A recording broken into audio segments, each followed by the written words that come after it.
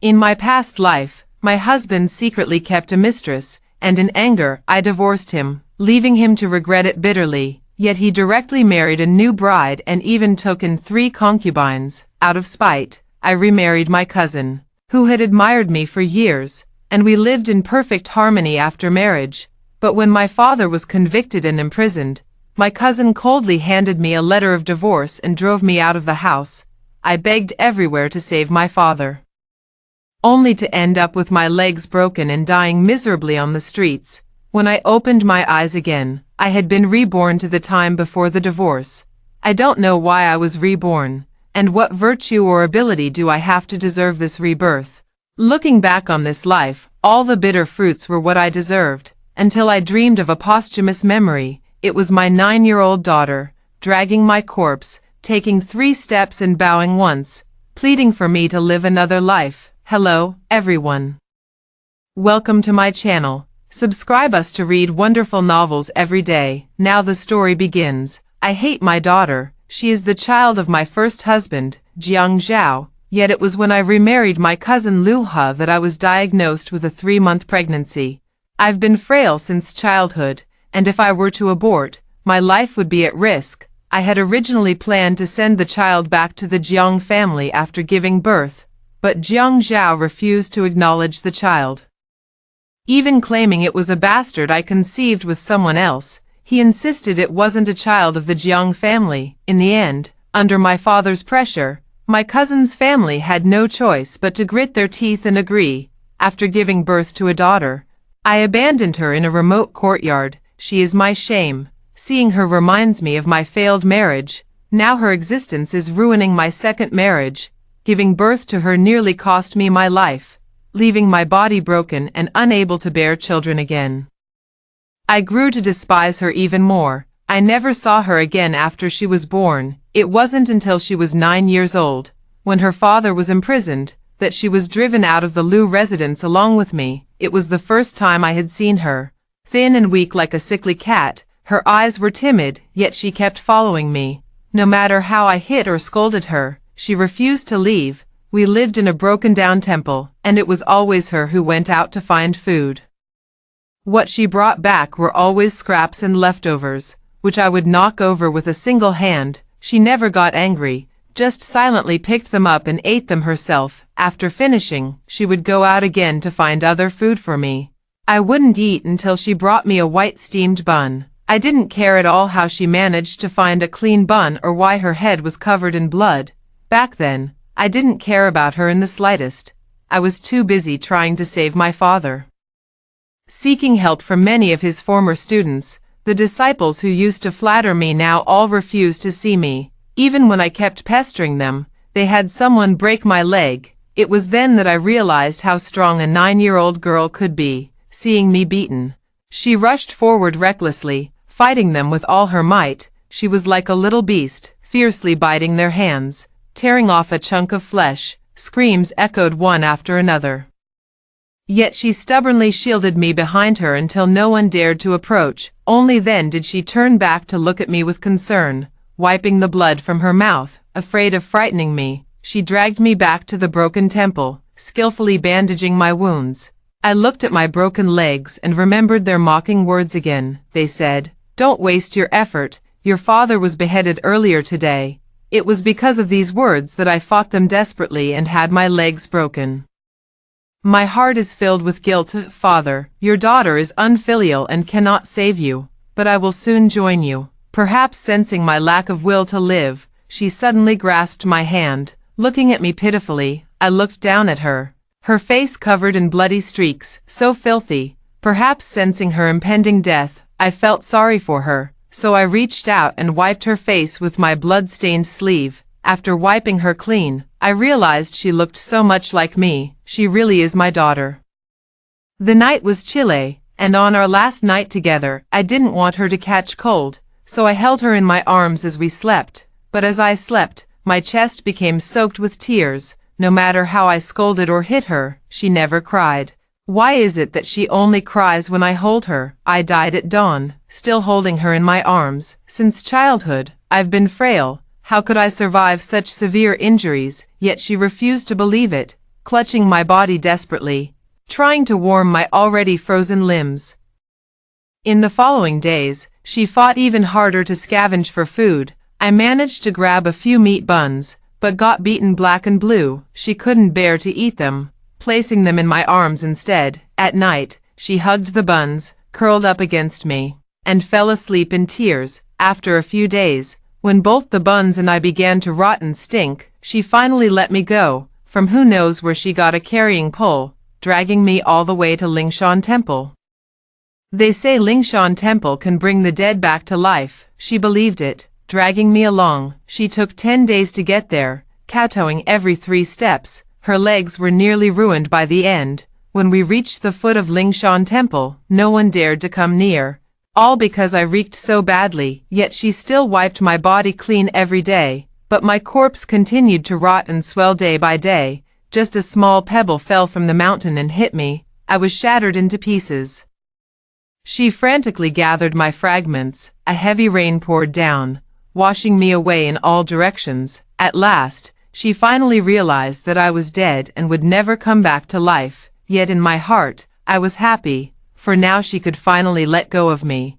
But then she began to cry. She cried so loudly, her crying sounds so unpleasant. I want to go over and cover her mouth, but my hand passes right through her body. In the end, all I can do is utter a dry remark, "Don't cry," yet she couldn't hear.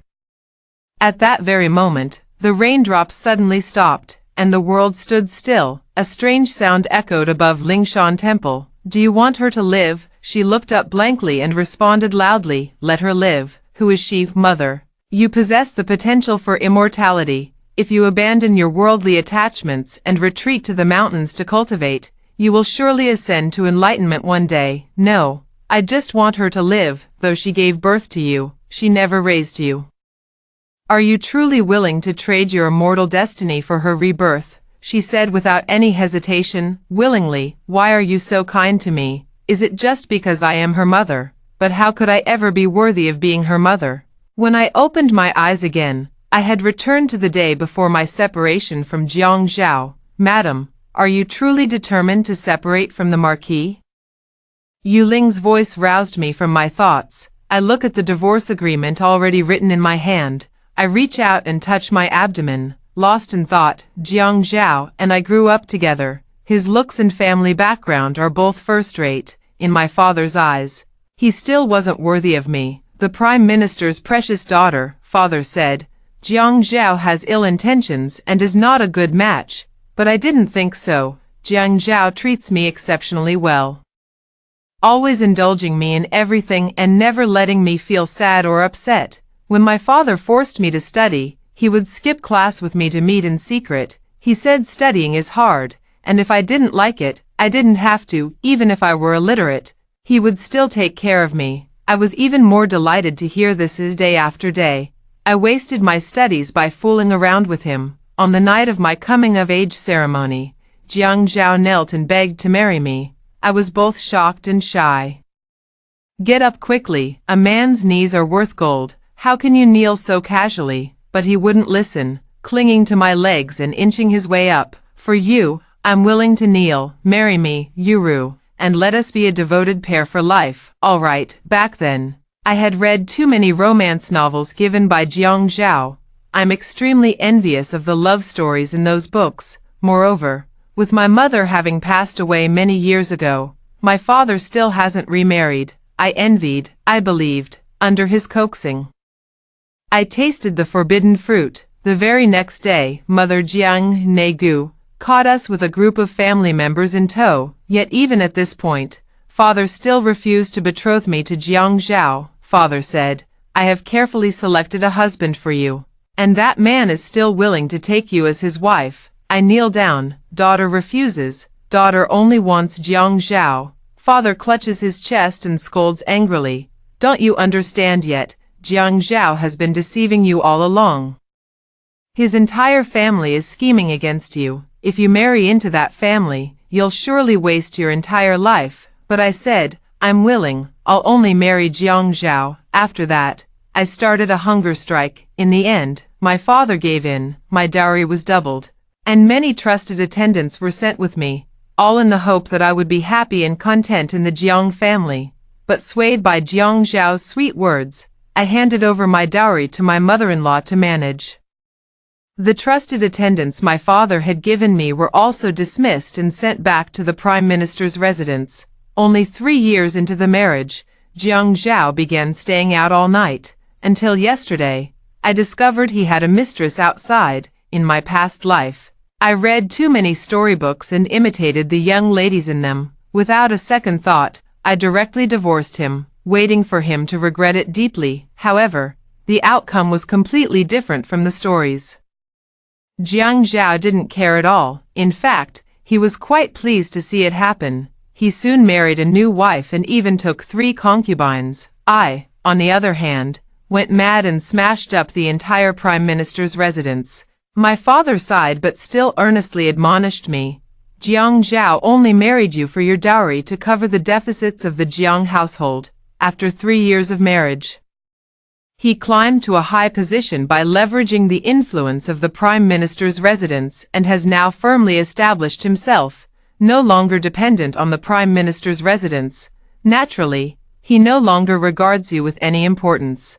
Looking back now, how foolish and naive I was back then. Why settle for a divorce? Wouldn't it have been better to just castrate Jiang Zhao directly?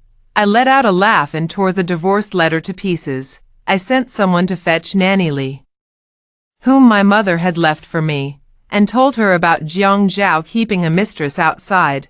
I waited for her to solve my troubles, yet upon hearing it, she merely asked me obediently, "I will follow your orders, madam." Only then did I remember that in her eyes, I was still the fool who obeyed Jiang Zhao's every command. Before, she had pitied me and always urged me to be wary of Jiang Zhao, but I publicly rebuked her and even sent her back to the Prime Minister's residence. It's only natural that she feels heartbroken now. I stood up to help her, apologizing with tears in my eyes. "Nanny, in the past, Ruyu was ignorant. Now, Jiang Zhao has been secretly keeping a mistress behind my back, and my mother-in-law refuses to return my dowry. I'm already struggling in this household. Please, for my mother's sake, help me once more." Nanny Li watched me grow up and has long treated me as her own daughter, I cried, and she immediately felt sorry and forgave me. Went to help me plan and strategize. I was spoiled by my father since childhood, so naturally, there were people below to help manage the household. Why bother doing it yourself and lowering your status? Within a day, Jiang Zhao's mistress was taken away by the Prime Minister's household. Upon learning of this, Jiang Zhao stormed back home in a rage. When he kicked open my door, I was applying eyebrow makeup in front of the mirror. He angrily scolded, "He Yuru, how dare you send Wanwei away? She's just an outside woman, she wouldn't threaten your position. Why can't you be more virtuous and generous? Look at him, the same man who 3 years ago vowed to be with me and only me for life, now berating me for sending away his mistress. In the past, I would have surely quarreled and made a scene with him, lamenting why he changed his heart, then fighting tooth and nail with the mistress. But why? Clearly, it's the man who's at fault, yet it's the women who tear each other apart." Suppressing my impatience, I furrowed my brows with tears in my eyes. "Husband, after 3 years of marriage, am I truly so unworthy in your heart?" Her tone carried a softness he had never heard before. His anger faltered, a flicker of panic crossing his eyes, even tinged with guilt. "No, I was wrong, acting in haste. I only feared the rumors of your jealousy might tarnish your reputation." I lowered my head in silence, merely covering my face to feign tears. Jiang Zhao had never seen me cry before and grew even more flustered, repeatedly offering apologies. Seizing the moment, I stole a glance at Nanny Li. Nanny Li nodded in understanding, and soon a delicate voice called from outside the door, "My lord."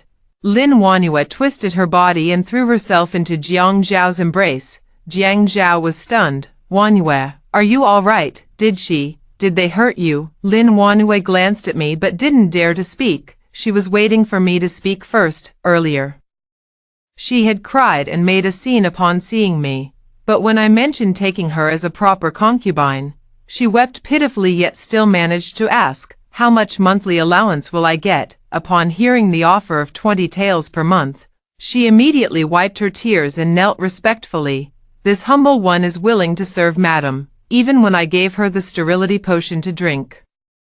She didn't bat an eye and downed it in one gulp. She even asked for a few more bowls, fearing I might change my mind. It seems Jiang Zhao is keeping his mistress on a tight budget. Jiang Zhao, seeing Lin Wanhua too afraid to speak, was about to vent his anger on me when I interrupted. "I've taken her in as my husband's concubine on his behalf. Here's the concubine contract." Lin Wanhua's eyes lit up at the sight of the contract in my hand. Jiang Zhao's shock turned to confusion.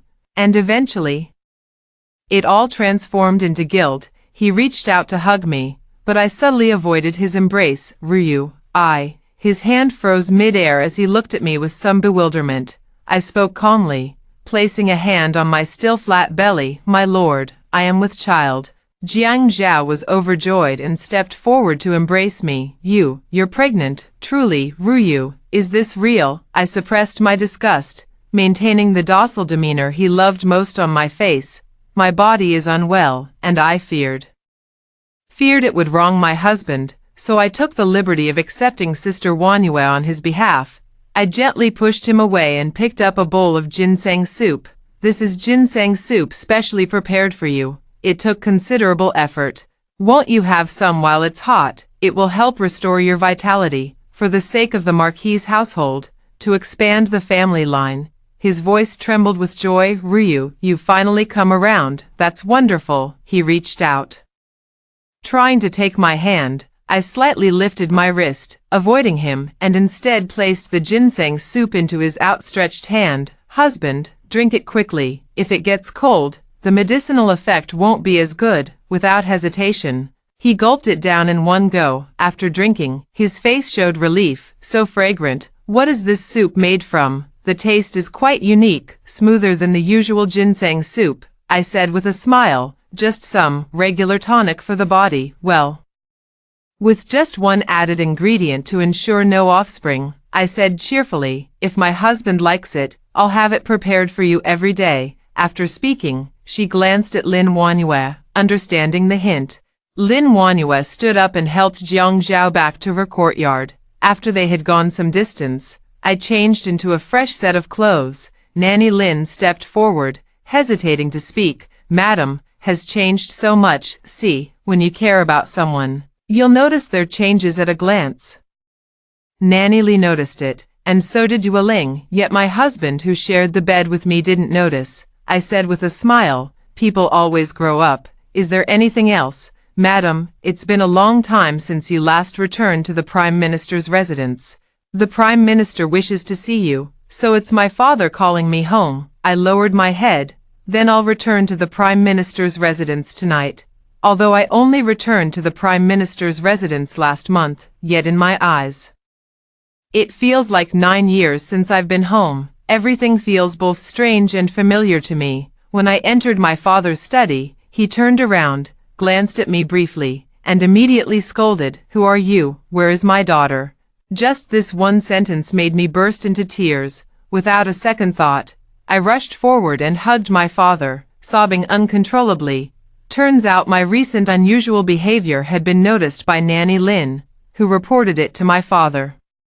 My father only needed one glance to notice my expression had changed completely, as if I were a different person. Still wondering if I might be possessed, it was only upon hearing my distinctive wailing that he confirmed it was indeed me. What father wouldn't recognize his own daughter? In the rebirth novels I read, no one could ever tell the protagonist had been reborn. How could it be, having lived a second life? My gaze, habits, and insights are no longer the same, now.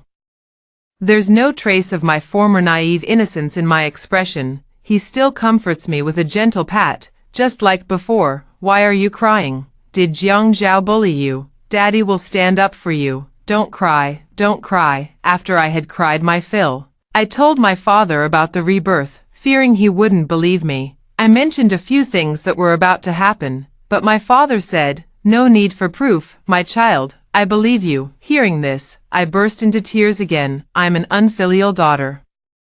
I'm useless. I can't save you, Father, helpless. My father took a handkerchief and wiped my tears away. You still cry so easily. Just like when you were little, you're far from incapable. You're amazing, even with nothing, you still found a way to save Father. It's my fault for failing to protect you in this life. I only wanted you to be happy and planned everything for you. But I forgot to teach you how to wield a sharp sword. Hearing this, I shook my head through tears. No, no. Father taught me to study. It was my own foolishness that led me to be deceived and ruin myself. All the suffering in my past life was brought upon me by my own actions. My father's heart ached with pity. Ryu, though you are spoiled, you have never done anything heinous. If what you said about your past life is true, then what wrong have you done? What crime have you committed? To be divorced, abandoned, and have your legs broken, even if you trusted the wrong person, that wasn't your fault. The fault lies with Jiang Zhao, with Lu He. Yes, what wrong have I done? But in my past life, I couldn't see it clearly. I simply blamed all my misfortunes on myself. Do everything possible to live better than Jiang Zhao. If Jiang Zhao takes a new wife, then I'll marry a new husband. I chose a cousin, Lu He, who could be easily manipulated. Only after going did I realize there were so many vicious and harmful tricks in the inner household, unknowingly. I sank into the quagmire and couldn't free myself. At that time, I refused to let others know I wasn't doing well. I was terrified Jiang Zhao would find out and mock me.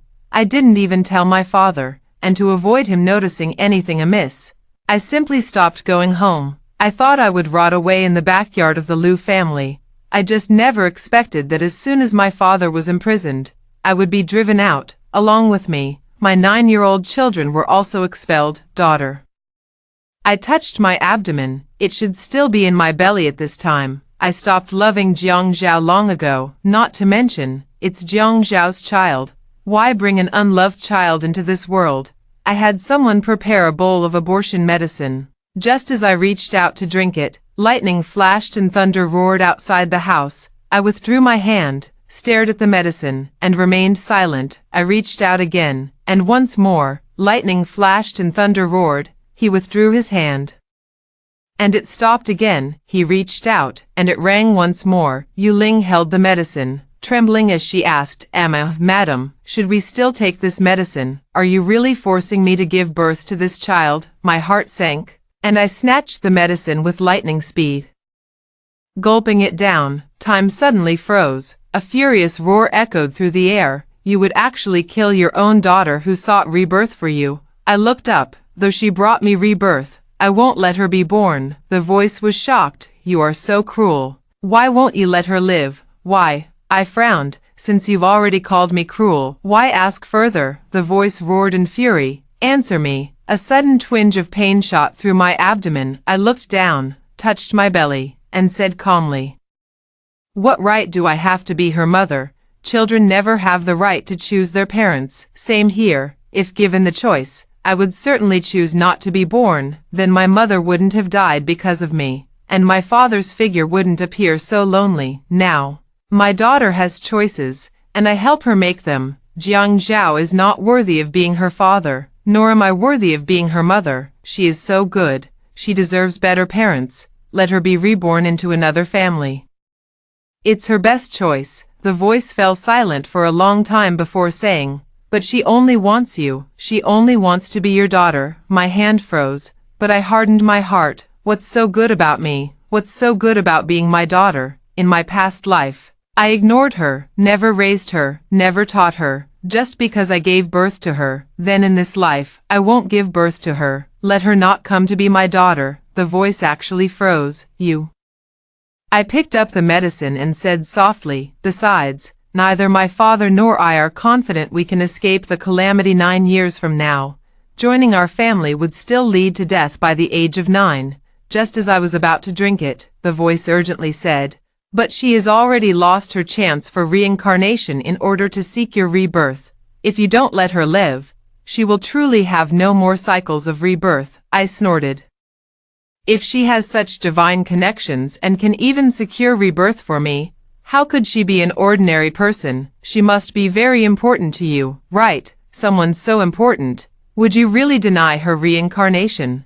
Do you really think I spent 9 years in the Liu family's inner quarters just growing older, not wiser? The voice, now furious and humiliated, snapped. Believe it or not, if you drink this medicine, her soul will scatter to the winds forever. With that, time began to flow once more. With a clatter, the medicine in my hand slipped and fell to the ground. Weling gasped softly, I'll prepare another bowl for you, madam. I recalled those pitiful eyes. I also remembered her wailing, as unpleasant as mine. I closed my eyes, took a deep breath, and stopped. Weling, no need. Feeling stifled at night, I got up to get some fresh air. Rounding the corridor, I saw my father sitting alone in the courtyard. Beside him stood the peach tree my mother had planted before her passing.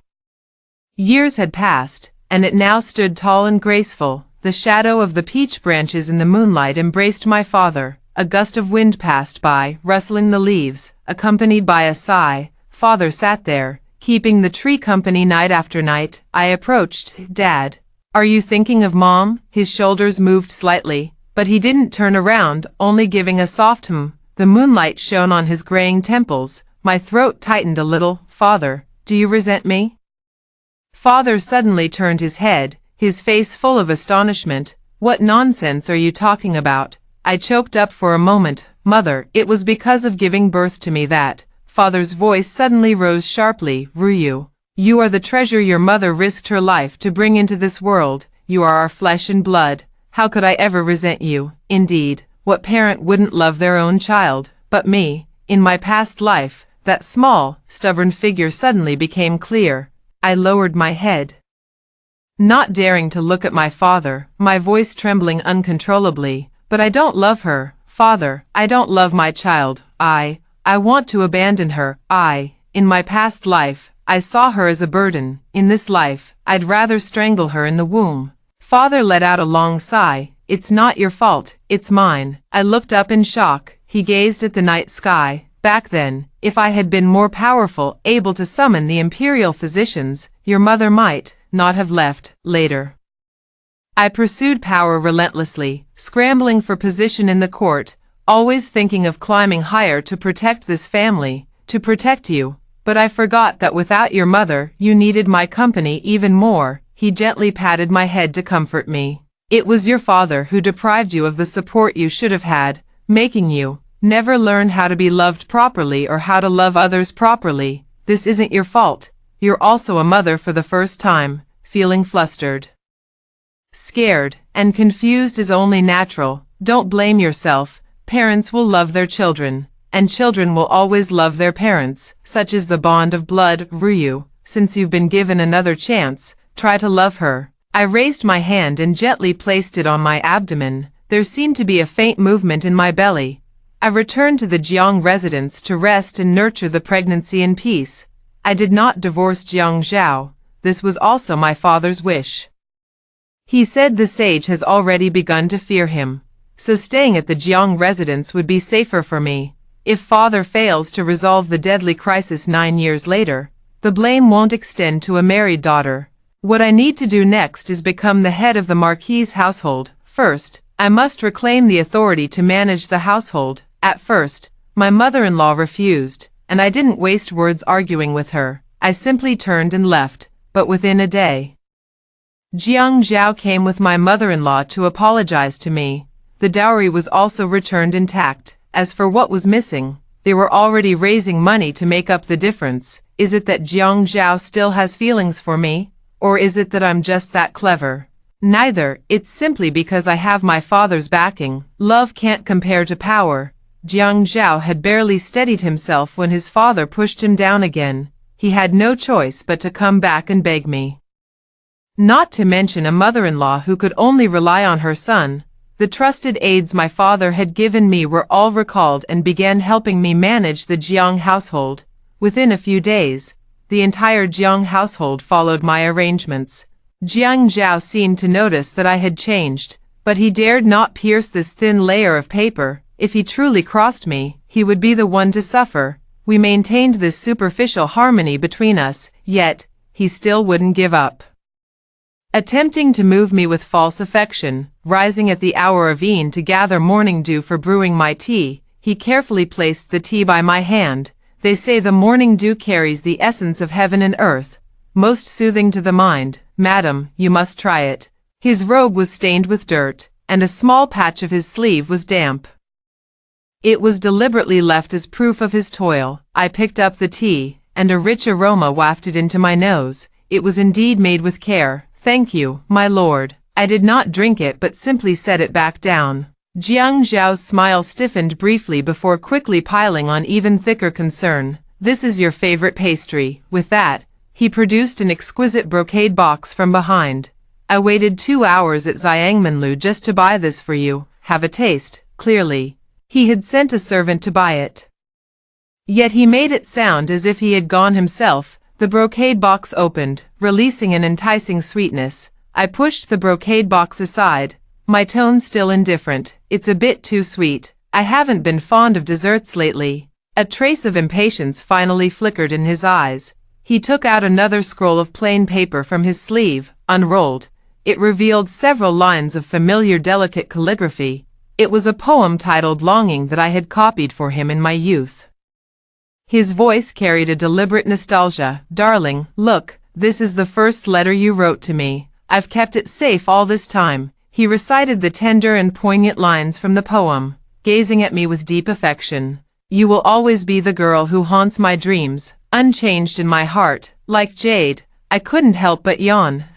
What did you just say, my lord? He clenched the plain letter in his hand, his knuckles turning white. He wanted to speak again, but I dismissed him, claiming I was tired, yet he persisted, coming to see me day after day. It drives me up the wall. As soon as I frowned, Nanny Lin called Lin Wanyue over. I had just said she was slacking off. Lin Wanyue immediately covered her face and began to sob pitifully. Madam, we originally agreed on 1 day of work followed by 2 days off. Now you're asking me to serve every single day.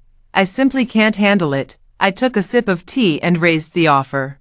30 taels per month, wiping her tears.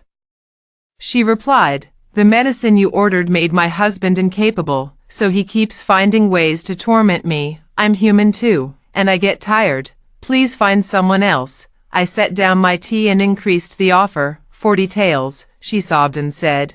It's not about the silver. I'm utterly exhausted. I frowned, no longer willing to bargain with her. 50 taels, and I'll find you 3 more sisters. Work for a full year and I'll free you from your status. She quickly rose to her feet. Wah wah wah. This humble wife will go back and pester my husband right away. With Jiang Zhao being entangled by his 4 beautiful concubines, he won't have time to bother me. But he still didn't give up and started sending me some romantic novels again. As I looked through these boudoir novels, they all told stories of talented scholars and beautiful ladies, of kingdoms and beauties. In my past life, I was obsessed with these storybooks. They made me believe that women were born solely for love and romance. Be a good daughter before marriage, a good wife after marriage, and then a good mother once you have children. That was considered a woman's entire life. It was also the life of my previous existence. Even my father, who loved me so dearly, wished for me to live out my life in this manner, doting on me at home, supporting me after marriage, and assisting me after childbirth. But I have already walked this path once before. I don't like it. My life seems to have been just moving from one courtyard to another, from the Prime Minister's residence to the Jiang residence, then to the Lu residence. After dying once, I don't want to go through it again. After being reborn, I was lost for a long time.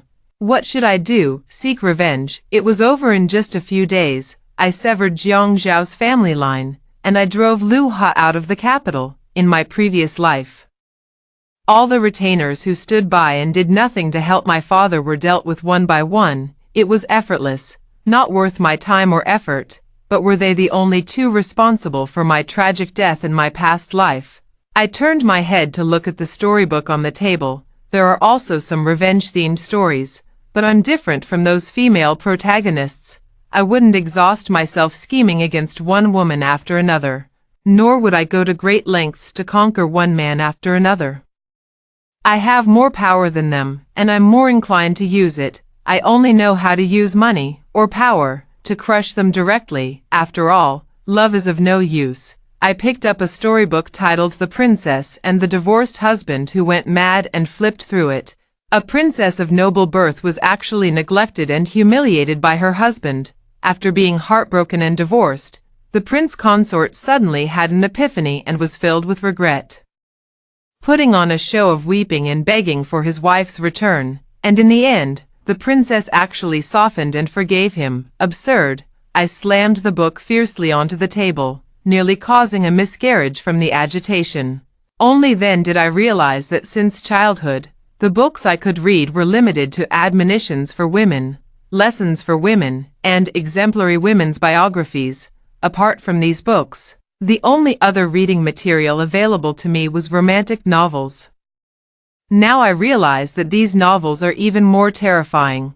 They immersed my naive self in a false notion of deep love, making me believe that endurance, sacrifice, and departure could earn genuine affection. It invisibly tames me, making me accustomed to endurance, to forgiveness, to seeing a man's repentance as the greatest victory. By the time I realized the truth, I had already lost everything, battered and bruised. The more I think about it, the angrier I get. Attendance. Gritting my teeth, I glanced at the author. Find out who wrote this notebook. Invite that writer over here. Now, in less than half a day, a woman with a face full of defiance was invited into my courtyard. She called herself Meng Zijuan, rolled her eyes, and took the initiative by saying, "How can writing a storybook be a crime? If you don't like it, don't read it. There are plenty who do. All the young ladies in the capital rely on these tales for their amusement."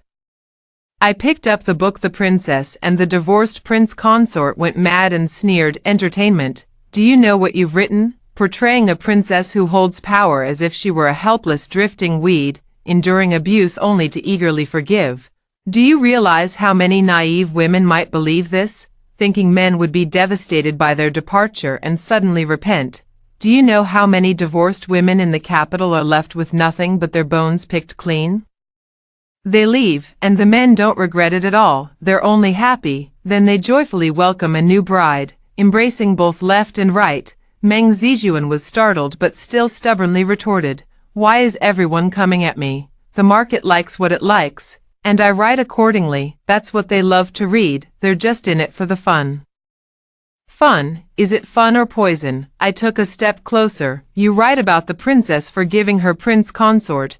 Won't ordinary women who read this feel they should forgive even more? Every forgiveness you write makes them think being humiliated is normal, that all they need to do is wait for a man's remorse. Will men ever feel remorse? No, never. If they do regret, it certainly wouldn't be just because these women left them. Cornered by my words, she fell momentarily speechless, her expression shifting before she muttered, "You think I haven't tried writing that? I have, but no one reads it. They only want to see men repent. I'd love to write about women thriving on their own too." I was puzzled.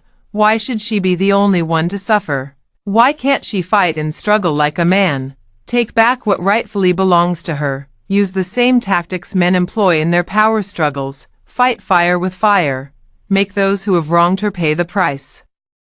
She looked at me in shock. "You sound just like Li Wenjiao. Your ideas are good, but they're hard to put into practice. Even if I wrote such a story, no one would read it. Besides, printing, promotion, and sales all cost money." Without hesitation, I declared firmly, "I'll pay for it." "What did you say?" I said, "I'll pay for it. You write me one book every month. Write about their unapologetic departures, but even more about their fierce struggles. The more real, the more unflinching, the better. Show them what women in this world should truly be like. Show them that women can be just as bold and unyielding. Just right. If it loses money, it's on me." "Do you dare?" she blurted out after hearing it. "Dare to." But then she started to worry again. "But even if I write it, there's no market for it. No one would want to read it." I let out a laugh. "They may not read it, but it must exist. If you write it, I'll naturally find a way to sell it. Besides, life is so dull.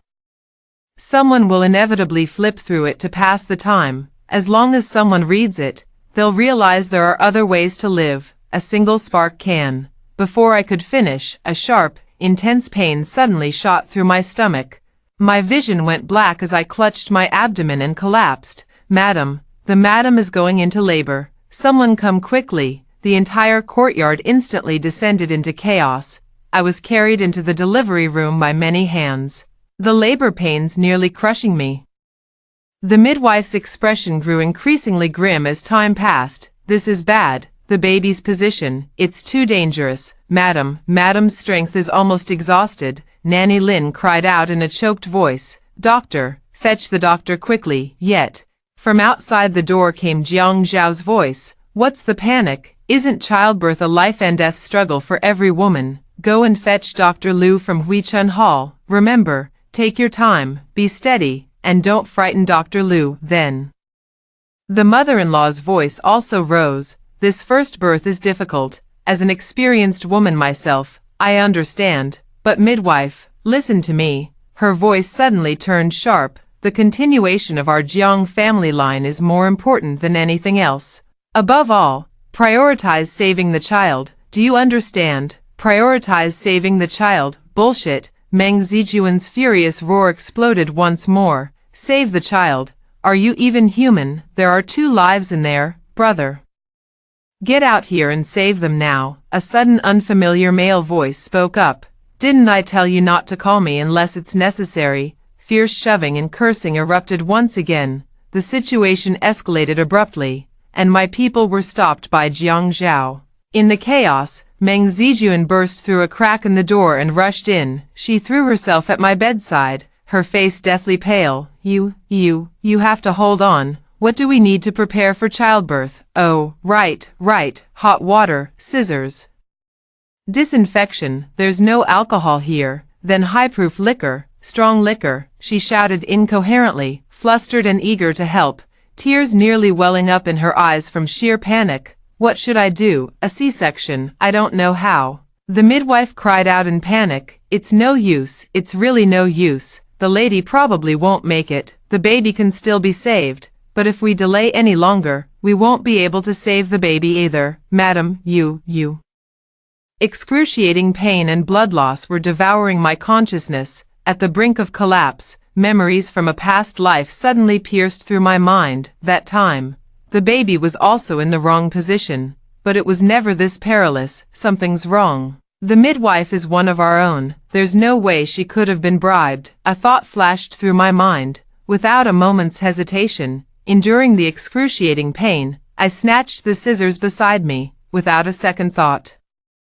I plunged them deep into my abdomen. Thud, the sharp pain of the blade cutting into flesh surged through me. Meng Zijuan screamed, "You're insane." The midwife was terrified out of her wits, collapsing to the ground. Just as the tip of the scissors was about to plunge deeper, buzz, all sounds came to an abrupt halt. Even the blood gushing from my body froze in place. A loud voice boomed from the sky. "You're insane. To save your own life, you'd actually kill your own child with your own hands. What kind of cruel woman are you?" "Cruel?" I burst into wild laughter. "Cruel? I'm just trying to survive. Am I as cruel as Jiang Zhao and his mother? Am I as cruel as all of you, just because this child sacrificed for me? You expect me to repay with my life? Was it you who did this?" Yet it said, "This is what you owe her. It's only right that you repay with your life." I gritted my teeth and cursed angrily. "You say I owe her? Open your damn eyes and look. Look at me lying here in a pool of blood. From the moment I got pregnant with her, morning sickness hollowed out my insides, leaving me sleepless night after night. Now this pain of childbirth feels like being sliced by 1,000 knives, bones broken and tendons torn. Even if I survive by sheer luck, what awaits me is the depletion of both chi and blood, displaced organs, and possibly a lifetime of illness and suffering. Is this not pain? Is this not suffering? Isn't this trading my life for hers? Even if I truly owed her a life, then let me tell you now, this debt, I've already repaid it. I seethed with indignation. Why is this considered natural and right?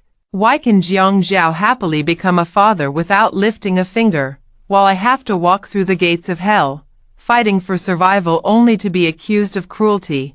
Why must I repay her chance at rebirth, earned in her past life, with another life of mine in this one? Her life matters, but mine doesn't. I gave birth to her at the cost of half my life. Isn't that enough Tell me, isn't it enough? I gripped the scissors tightly. Spare me your talk of debt. The real debt is this world's willful blindness to the suffering of women in childbirth. It's your silent expectation that mothers must sacrifice themselves. That's the true debt. I raised the scissors. Either end this difficult labor immediately, let both mother and child be safe, or we die together. I'll accompany her on the road to the underworld. Choose. The fury froze, followed by a long silence. Its voice seemed to weaken slightly. Your mother gave up her life for you, and your daughter gave up her path to immortality for you. I cut it off directly. I am not them. Their path was their choice. My path is mine to choose. Now either live or die. Enough talk. Another long silence followed, until finally it conceded. Very well, as you wish, Buzz. Time resumed its flow. The sensation of excruciating pain and the touch of blood returned once more. An unprecedented force of repulsion naturally surged forth. Whoa! A loud cry of a baby rang out. Both the midwife and Meng Zijuan's faces were blank. Gave birth. The midwife's voice trembled uncontrollably. Madam, she's born. It's a daughter, mother and child. Mother and child are safe. Meng Zijuan collapsed to the ground, murmuring, she's ruthless, even to herself. Those people outside, they're finished. Weakly, I turned my head to look at the wrinkled little daughter in the swaddling clothes. Goodbye, my daughter. I looked down at the wound on my abdomen that was still bleeding. Consciousness slowly faded away. Ah, the wound is still bleeding, doctor. Ruyu, its father. He rushed in, past the midwife holding the baby, straight to me. Grievance washed over me. It hurt so much, Daddy. It hurts so much. Jiang Zhao was impeached by his father before the emperor and stripped of his official position. Finally, Jiang Zhao and I had a complete falling out. At last, he came to realize his own inadequacy and busied himself seeking medical help everywhere. As for me, I took my daughter and moved back to the Prime Minister's residence. To my surprise, I had just settled into the Prime Minister's residence.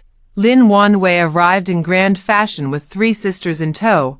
She started whimpering again. Who will give us our monthly allowance if the madam leaves? Jiang Zhao is so stingy. Wherever the madam goes, we go. If the madam drives us away, we'll just whimper and cry. The other 3 also started whimpering along.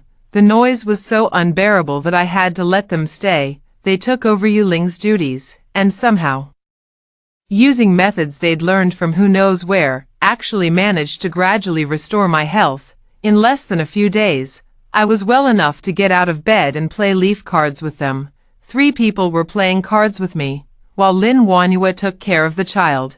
Madam, why don't you hold the child? I touched the cards. The child has a wet nurse to look after them. She gently picked up the child and placed her in my arms, even though there's a wet nurse. The mistress should hold her often to strengthen the mother-daughter bond. My body suddenly stiffened. The child felt so soft. Yet how had she grown so much heavier in just a few days? I stiffly held the child, but she cried uncomfortably. Now I didn't know whether to keep holding her or put her down. Lin Wanhua quickly took the child and gently patted and soothed her with skilled hands.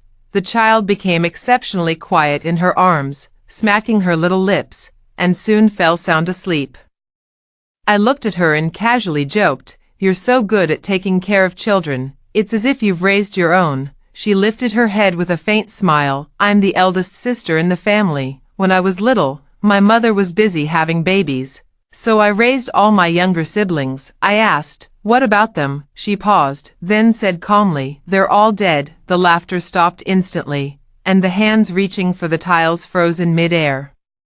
Lin Wanhua continued to gently pat the child in her arms, her voice softening further. During the famine, everyone starved to death. A sack of coarse rice. That's all it took for my parents to sell me to a trafficker. I was lucky, though, ending up as a courtesan who kept her virtue. She looked up at me and let out a quiet laugh. Did the sterility potion scare you back then, madam? Truth be told, in those years, I drank more medicinal brews than meals. I'd long grown accustomed to it. Her cheerful laughter was like a needle, gently puncturing the fleeting warmth. I gazed at her lowered brows, then at the sisters around the mahjong table with their varied expressions. before finally resting my eyes on my daughter's peaceful sleeping face. The path of women in this world has always been rugged and uneven. I lowered my head and gently pushed over the tiles in front of me. Mahjong. Ah, Madam has such good luck. The heavy atmosphere was deliberately dispersed. I think I've found what I should do in this new life of mine. Life is so long. How could it be only about revenge?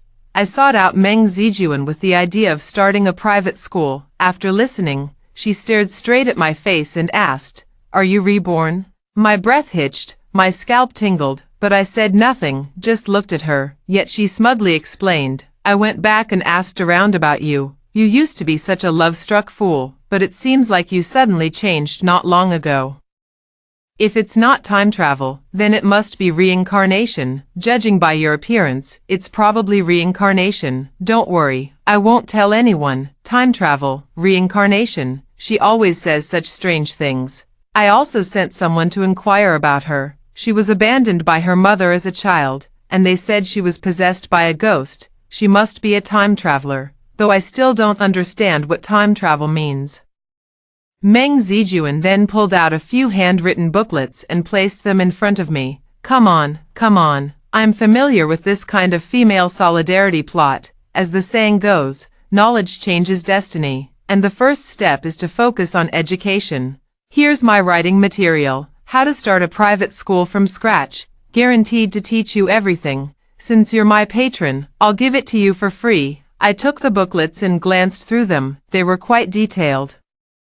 Then I pushed them right back. Who said I was going to handle it myself? She was taken aback. Huh, then who will? I looked at her. You. She nearly jumped. Me. Oh no, I'm just a dreamer. I can't handle practical things. We stared at each other, locked in a stalemate. Madam, what grand affair are you planning? Lin Wanhue and the other three walked in smilingly, carrying tea and snacks. Clearly, they had been eavesdropping outside for a while. They gathered around the handwritten note, their eyes lighting up. Running a private school for women, that's a wonderful idea, madam. We can handle the accounts for site selection, procurement, and construction. The four of them chattered away, dividing up the tasks among themselves. The matter of the private school is settled, and another thought arises.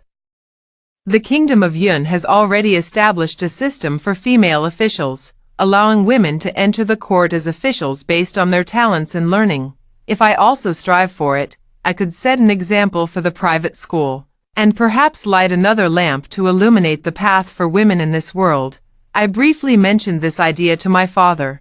After a moment of contemplation, he said, "Studying to understand principles is always good, but after years of neglect, you'll need a good teacher to guide you." My father recommended a tutor for me, who will start teaching me tomorrow. The next day, the spring sunlight was radiant. As I headed to the study as promised, passing by the peach tree, I noticed someone already standing beneath it, dressed in a moon-white robe. His posture was tall and straight. Hearing the sound, he turned around, peach blossom petals falling on his shoulders.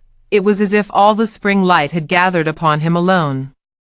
Xin Jinheng became a frequent visitor to the Prime Minister's residence. When he taught, he was dignified and refined, explaining the classics in a way that was both profound and easy to understand. 5 years passed in the blink of an eye, and my daughter is now 6 years old.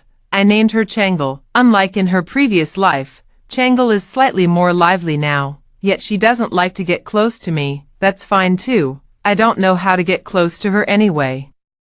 It's just that she seems to enjoy teasing Xin Jinhuan more, deliberately splashing ink on his cuffs, watching him shake his head helplessly, climbing up a tree, then giggling as she jumps down herself when Xin Jinhuan panics. Like her father, Xin Jinhun also indulged her unconditionally. Only I occasionally disciplined Changel. This made Changel even less close to me. One day after class, as soon as Xin Jinhun left, Changel also disappeared. At first, I didn't pay much attention, but as dusk fell, my heart suddenly sank. When I rushed to the edge of the lotus pond, my heart nearly leaped out of my chest. I saw Changel struggling in the mud, still clutching a half-bloomed withered lotus in her hand. Xin Jinheng had already waded into the knee-deep pond water and was carefully carrying her out. I rushed over, my voice trembling. Changle. Changle was carried ashore by Shin Jinhwan, covered in mud from head to toe. Her little face was deathly pale, yet she stubbornly pressed her lips together. Didn't cry. Shin Jinhong took off his outer robe to wrap around her, soothing her gently. Don't be afraid, Changle. Your teacher is here. Changle buried herself in his arms, her voice choked with tears. Teacher, does mother not like Changle? Shin Jinhong's hand, which had been patting her back, paused, and his voice grew even softer. How could that be? Your mother loves Changle the most. Changle raised her head, tears rolling down in large drops. But when Changle fell, mother only said be careful next time. Changle wanted to recite for mother, but she told me to go to the teacher instead. Changle caught a little rabbit for mother to keep, but she just glanced at it and put it aside. Mother smiles at everyone, but she just doesn't smile at Changle. My heart suddenly tightened. I actually knew her feelings, that longing look in her eyes. It often reminded me of her from my past life, but every time she got close, I shrank back. She sobbed, her little body trembling with grievance. Teacher, is Chang Lu very annoying? That's why mother, why she doesn't hug Chang Lu, doesn't kiss Chang Lu. Shin Jinhong gently wiped away the tears and dirt from her face. Chang Lu, look at the water in this pond. Some parts are deep, some are shallow. Mother's love for you is like the deepest pool. It's just that the surface is so still, you can't see how profound it is beneath. It's not that she doesn't love you, it's just. Even Shin Jinhang didn't know how to comfort Changle. It made me feel somewhat guilty. Shin Jinhang thought for a while, then continued, she's just not used to being a mother yet. Just like when your teacher taught you to write, the characters were crooked at first, right? Give her some time, and give yourself some time too. Okay. I stood behind a weeping willow, feeling a pang of bitterness in my heart. Shin Jinhwan picked up Changle and turned around, immediately spotting me. Mother, mommy.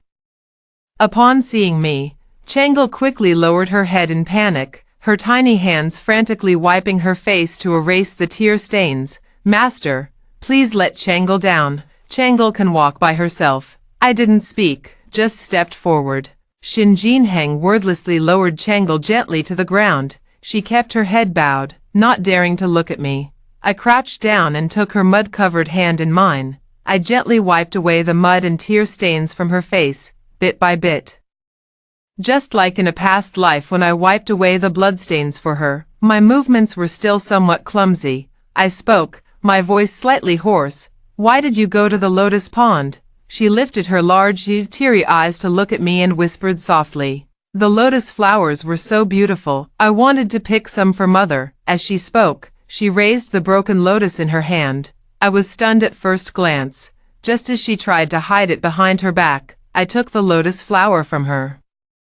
It's truly beautiful. I really like it. Thank you, Changle. I stood up, still holding her hand, and thanked Shin Jinhan. Thank you, teacher. He looked at me holding Changle's hand and replied with a smile, Madam, you flatter me. It's merely my duty. I said no more and walked back to our quarters with Changle. Her hand moved slightly in my palm, quietly grasping one of my fingers in return. The way back wasn't long, and the twilight was gentle. I asked, did it hurt when you fell? Her voice brightened. No, the mud was soft. How far have you memorized in your book? The 3-character classic. At the beginning of life, nature is good. The teacher praised me for having a good memory. Mother, can I keep calling you mother from now on? All right, mother, mother, Her hand gradually warmed in my palm. Changle became more lively and even more fond of teasing Shin Jinhang. She dug out a copy of the book of songs from who knows where and said to Shin Jinhang, Teacher, the ospreys are in pairs, just like you and mother, causing Shin Jinan to cough lightly, his ears turning slightly red. She even secretly slipped the peach blossom cakes I had just made to Shin Jinan. Mother made these as teacher. Please try them. A smile instantly rippled in Shin Jinan's eyes. I knew she was trying to match me with Shin Jinhan. So I had no choice but to helplessly advise Changle, the teacher is here to instruct your mother in her studies. He is an honored guest. Do not disturb his peace anymore, understand? Changle responded somewhat dejectedly, yet she still went her own way. Today, I even went so far as to stuff a crookedly made love knot into Shin Jin-hong's book bag, and falsely claimed that I had woven it myself. When caught, I quickly slipped away, embarrassed. I apologized. Changle is young, and her father is not by her side. Please do not take offense.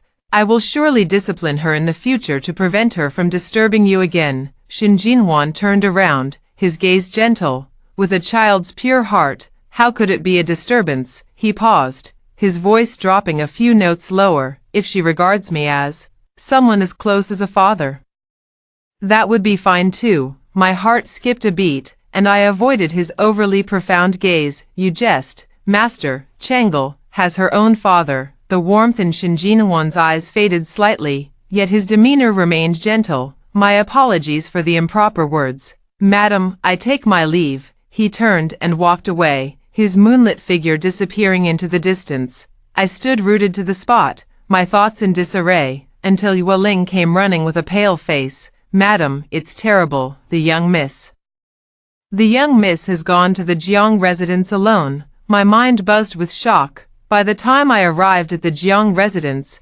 chaos reigned. Changle stood in the center of the flower hall, tears streaming down her face like broken pearls. Yet she stubbornly bit her lip to keep from crying aloud.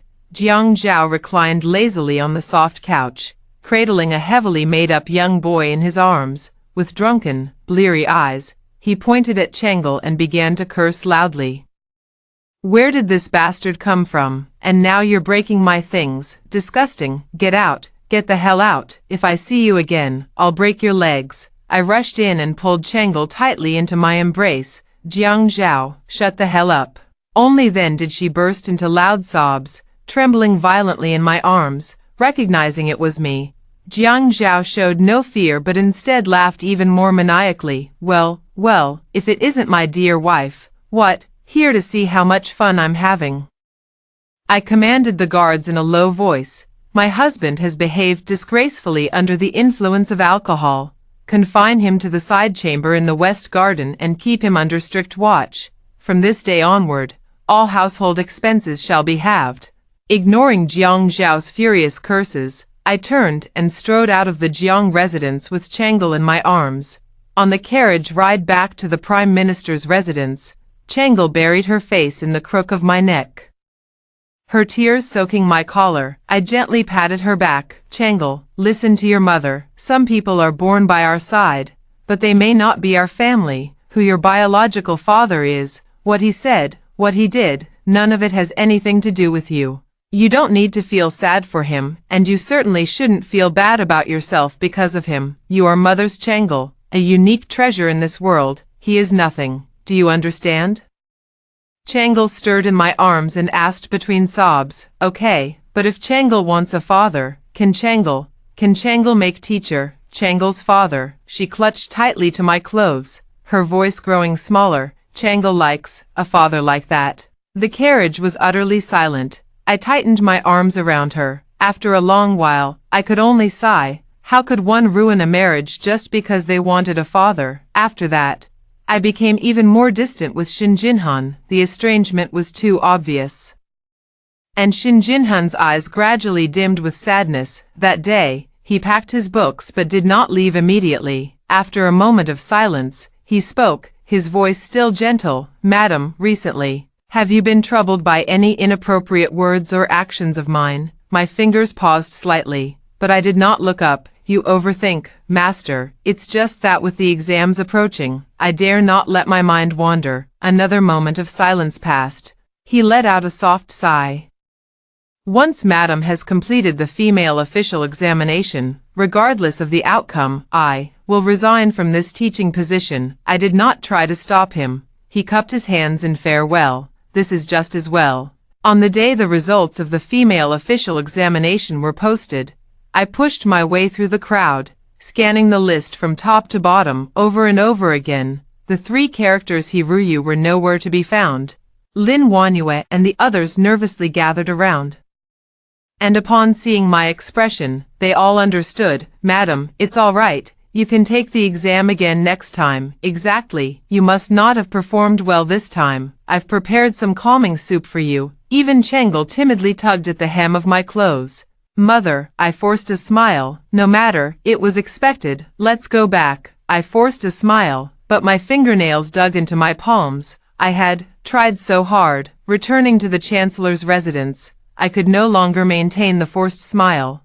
None of them spoke. They simply accompanied me silently from behind. I let out a light chuckle, tightened my grip on Changle, and bent down once more. One step, one bow. From my back came Changle's final words. Mother, I'm sorry. Changlu is so sleepy. My voice choked up. Sleep, mother is here. There was no more response from my back. One step, one kowtow.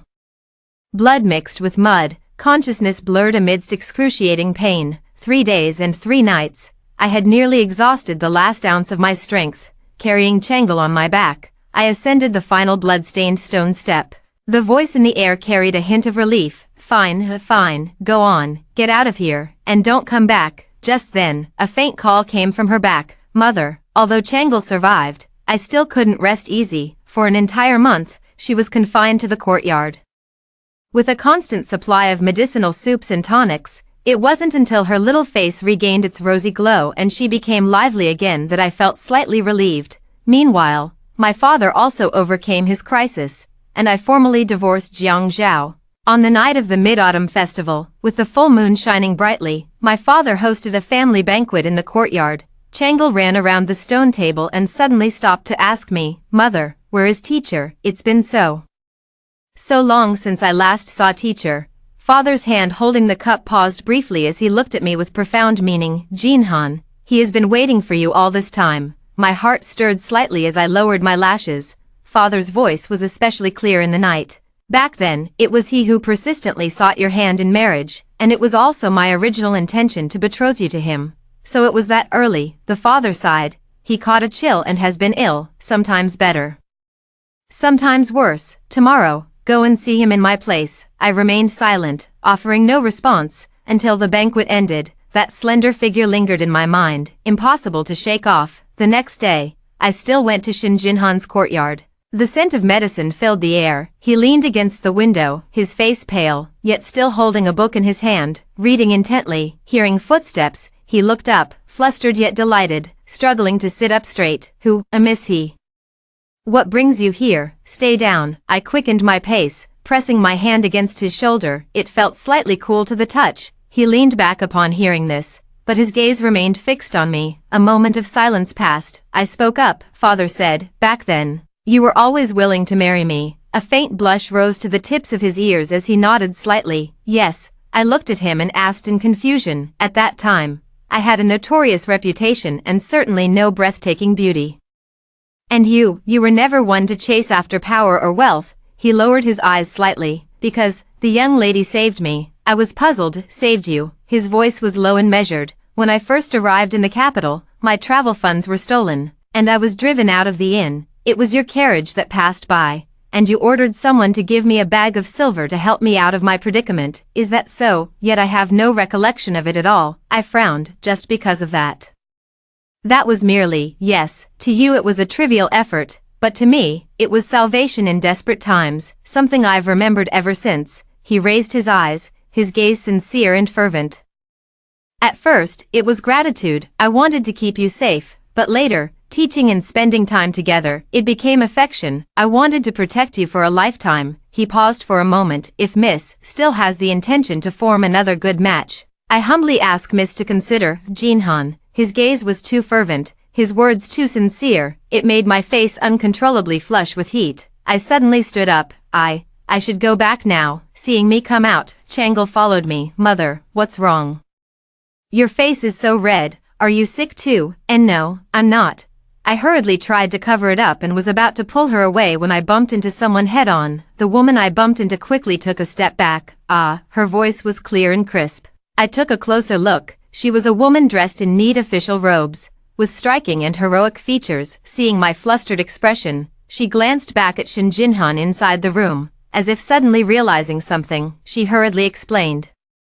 Don't misunderstand, miss. My name is Ji Fengbai. I'm Jinhan's, childhood friend of Brother Shin. I just passed the imperial examination to become a court lady and have no residence in the capital yet. So I'm staying here temporarily, really.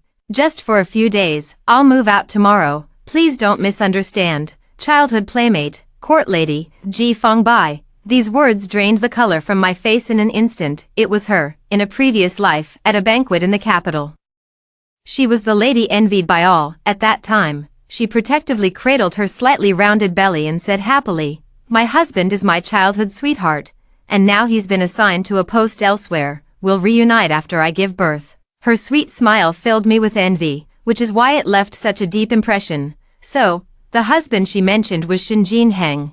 It turns out they were the perfect match made in heaven. That night, Changel nestled in my arms and whispered, "Mother, am I about to have a father?" After a long silence, I simply held her tighter. One moment it's Ji Fengbai's blissful smile from his past life, the next it's Shinjin Heng's burning gaze today, intertwining in my mind. Having lived a second life, I've already gained too much. My daughter returned to me, my father in good health, my career just beginning, dear friends by my side. How could I be so greedy as to seize another's destined happiness? The next day, I stepped into Shinjin Han's courtyard once more. He leaned by the window as he had the day before, and upon seeing me enter, struggled to rise. I stood a few paces away from him, my voice calm. "Master Shin, I appreciate your feelings, but we are not well matched." His complexion was even paler than yesterday. Avoiding his wounded gaze, I continued, "I have no intention of remarrying. Young Master Shin is noble in character and exceptionally talented. He will surely meet a woman who truly shares his heart in the future. I offer my early congratulations to the young master and his future wife, wishing them harmonious companionship and a loving marriage until their hair turns white." The air was deathly still. He stared at me intently. After a long while, he lowered his gaze, leaving only a desolate sigh. "I understand. Thank you for informing me, Miss He. Take care." He accepted it with such grace, not even asking why. Making my heart ache with suffocation, I dared not look back, leaving in haste. Stepping out the courtyard gate, the sunlight stung my eyes. Changel followed silently by my side, her little face drooping. I crouched down and asked her, "Changel, do you really want a father?" Changel shook her head. "Changel thinks the teacher is very kind. How wonderful it would be if mother had someone to talk to." I smiled and reached out to ruffle her hair. "Mother has your grandfather's love, the protection of Aunt Wanyue and the others, Aunt Zijuan, to work on great things together, and you by my side. I'm never lonely at all. Mother's journey is still long. There are many books to read, official duties to fulfill, women in this world to help, and watching you grow up, seeing you choose the life you want. Whether or not there's a husband has never been the measure of mother's happiness. Do you understand?" Changel seemed to understand, yet not quite, but seeing the smile in my eyes, she also grinned widely. She nodded vigorously. "Yes, mother is the best. Changel wants to be as amazing as you when she grows up." "All right." I took her hand and walked toward home, bathed in the autumn sunlight. "Let's go home. Mother will check your homework today." "How well have you memorized the 1,000-character classic?" The sky was black and the earth was yellow. The universe was vast and chaotic.